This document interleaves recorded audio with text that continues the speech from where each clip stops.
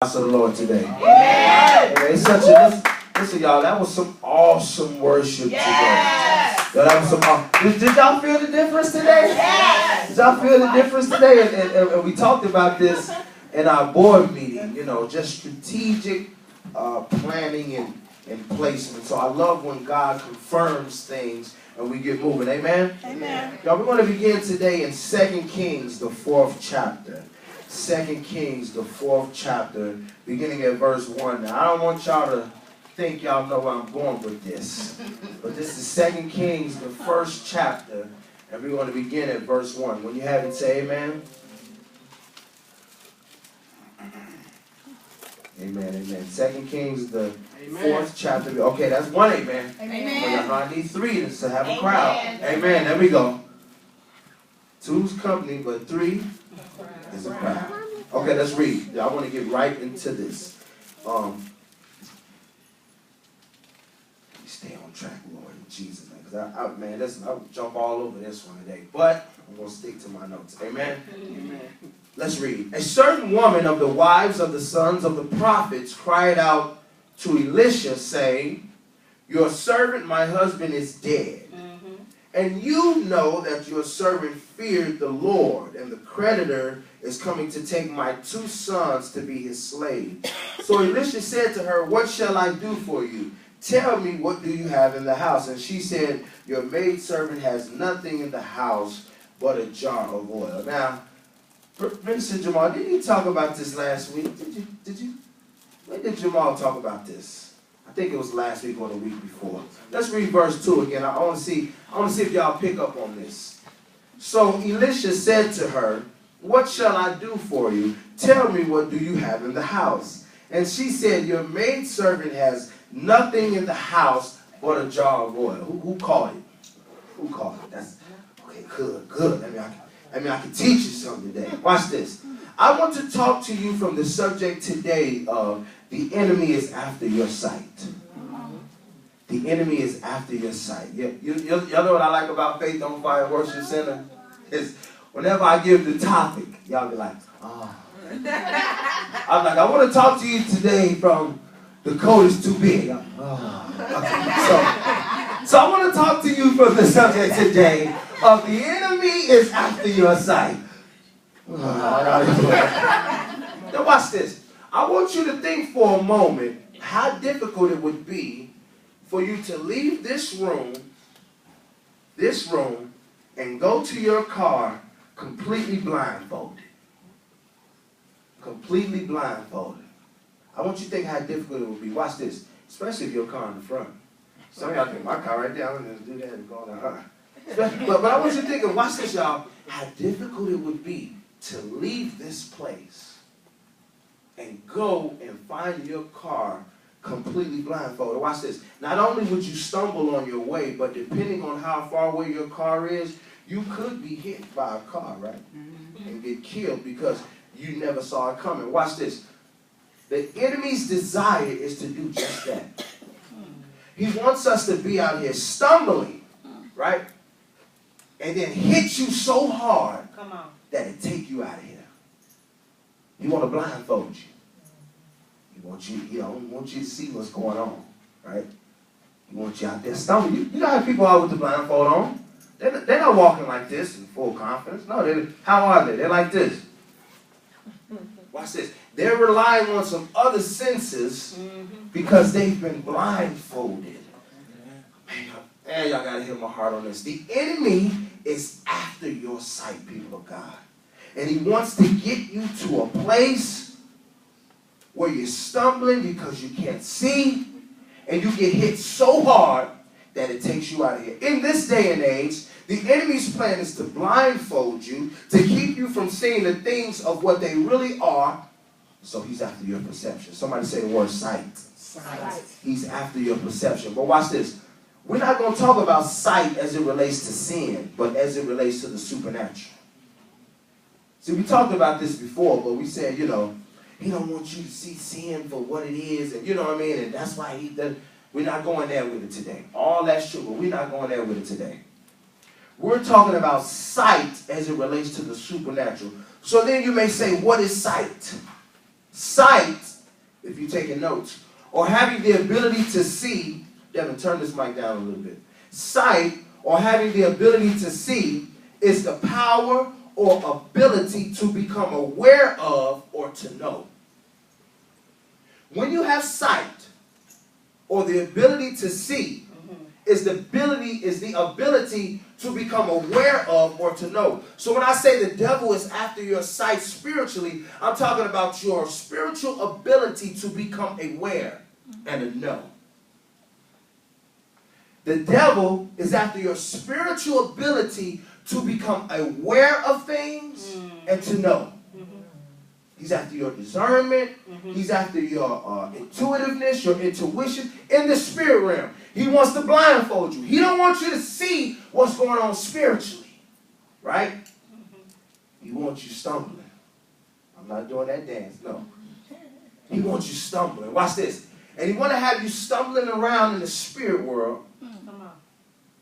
And all of a sudden, boom, you get hit by something and it take you out of here. How many of y'all ever been so blindsided by something like, whoa, where did that come from?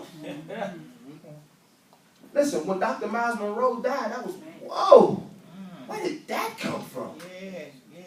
Well, I believe it was Zachary Timms. Was that the one who committed suicide? Whoa, where did that come from? I don't want to call names, so I might, somebody come out about me. But man, when it was the pastor who got caught up in some stuff with one of his members and the pictures came out, and the man was, all, undressed. Whoa, where did that come from? The enemy is after your spiritual sight. He don't never want you to see what's even going on in this room right now, what's going on in this ministry right now. So watch this.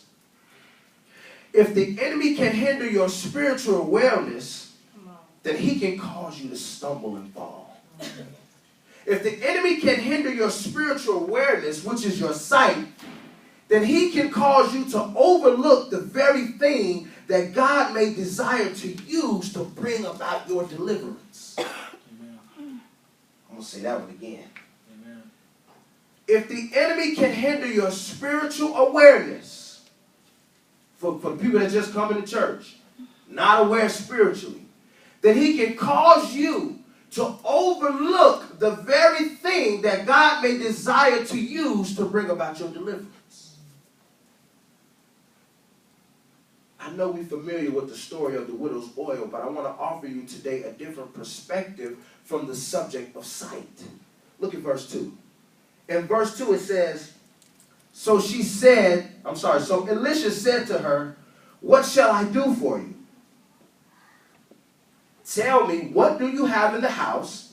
And she said, your maidservant has nothing in the house but a jar of oil. See, this is where many people miss it from the very beginning. He asks her, what do you have in the house? And she says, nothing but a jar of oil. What, do you have nothing?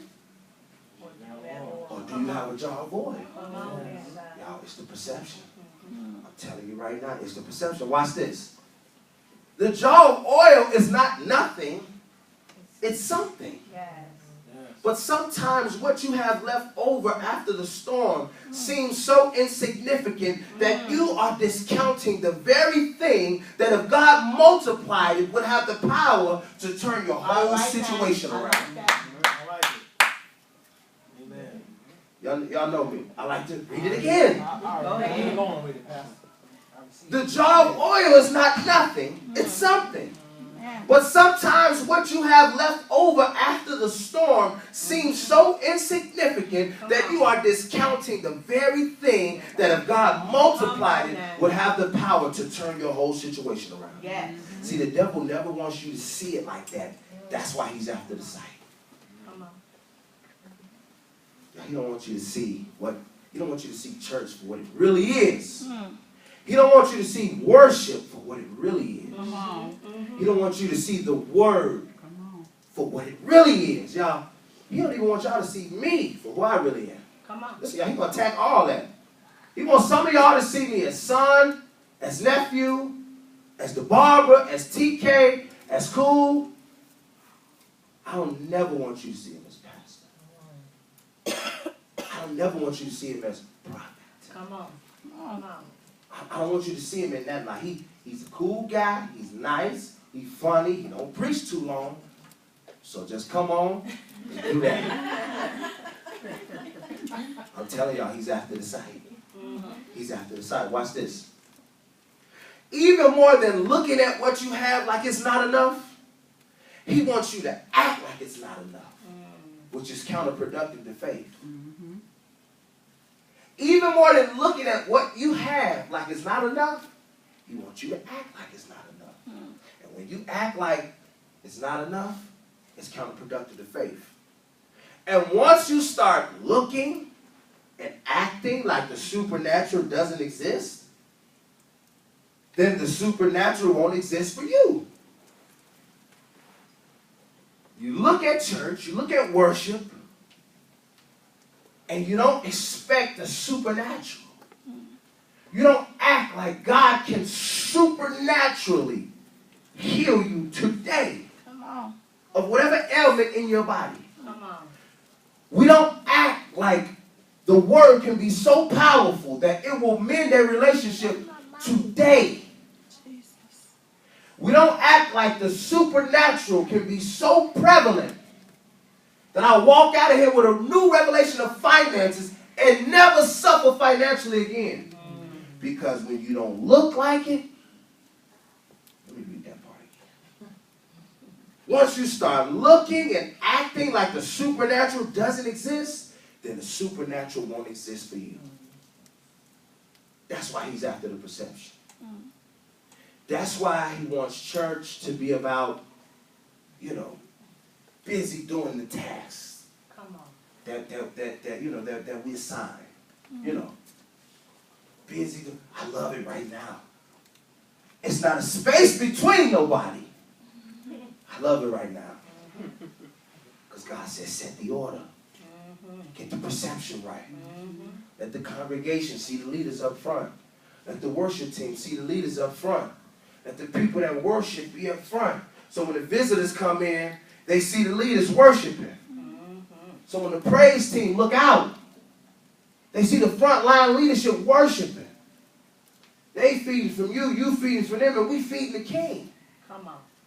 I didn't see it like that. He was after the perception. Yo, this is a small room.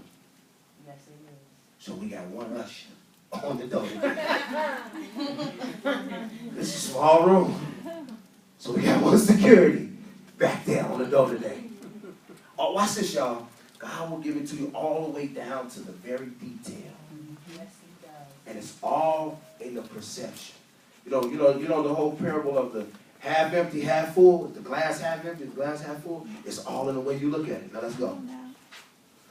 The reason we discount the little that we have, right? Because she said, I don't have nothing but a jar of oil. The reason we discount the little that we have is that we live in such a natural, normal Christian experience that we do not release the necessary faith to believe that whatever the amount, whatever the size, when God touches it, it's enough. It's enough. Yeah. Come on, man of God.